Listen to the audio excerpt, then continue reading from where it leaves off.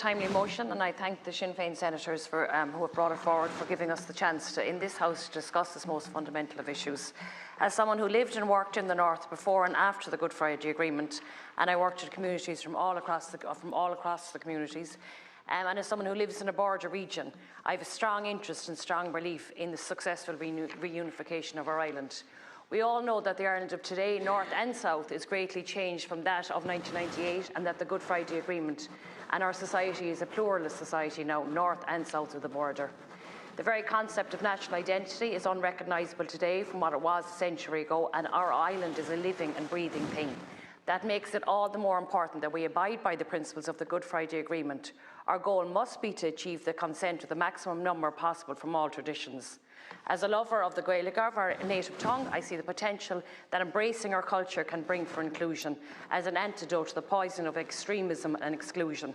This isn't wishful thinking, it's a historical fact. The 1911 census showed that up to 17% of all people on the Shankill Road, all Protestants, had some level of Irish. Hidden Ulster, the 1973 work by the late Padraig O'Snodig, tells the same story of a strong proportion of Gaelic speakers among Scottish settlers in Ulster. The real truth is often more complex than the simplistic stories that we tell ourselves. Like was spoken earlier today, Brian Irvine, brother of David Irvine of the PUP, spoke of this more than 10 years ago when he was a champion for the use of Gaelic, and he said that Irish could no longer be used as a cultural stick with which to beat Unionists. Linda Irvine, who's married to Brian, who I had the pleasure to meet, is on record as saying that Irish is very much the language of Protestants, Unionists and even Loyalists.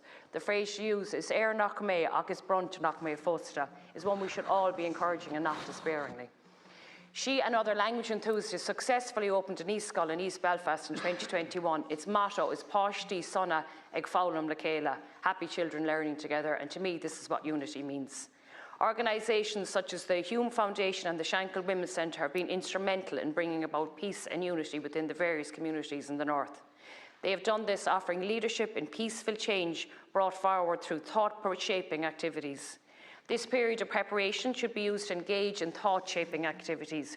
We need a radical approach towards our relations with other communities who share our island. It is our challenge to further extend the hand of friendship, inequality and justice to other people who shared our island, to engage with Northern Protestant and Unionist opinion about the future of Ireland.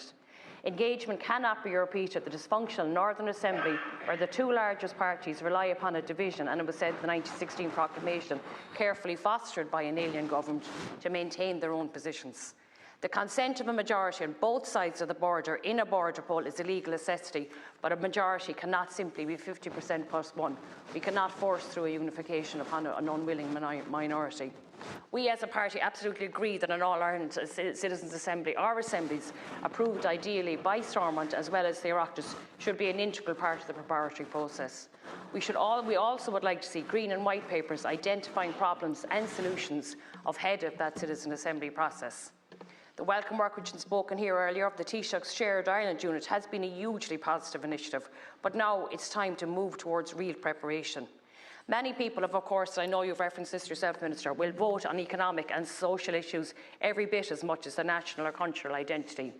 We will, of course, discuss and debate flags and anthems during this process, but as John Hume famously said, you can't eat a flag. I mean, it's been well decided at this stage. My party, the Labour Party, is the oldest political party in this state, founded on the ideals of James Connolly, and we aspire to an equal, fair and united Ireland. Colonite republicanism means that Irish unification is more than changing the flag in the north to the tricolour and expecting Northern society to just row in behind our way of things.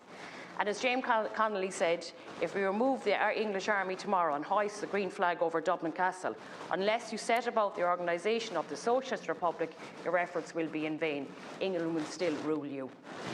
So we believe, and I believe, that building a state that will work for all citizens is an important part of building the argument for a united Ireland, and we will achieve our potential only when we genuinely plan and actively work for a shared future. This motion sets out some of the processes that will need to be undertaken in advance of a United Ireland, and this is the time for preparing here and now. It can no longer remain an academic debate. So I'm very heartened to hear, Minister, that you fully support this motion, and we need to act on the motions and begin the serious process of planning towards a reunification. It's a real privilege that we're actually standing here having this conversation, and we're alive at this time that we can do so, and I'm so happy to support this motion, and I do so with hope and expectation that we do in the spirit of fairness, cooperation and equality. Agus Marna Darren and Shanachal, our Scar Kayla of our Nadina, our Margaret.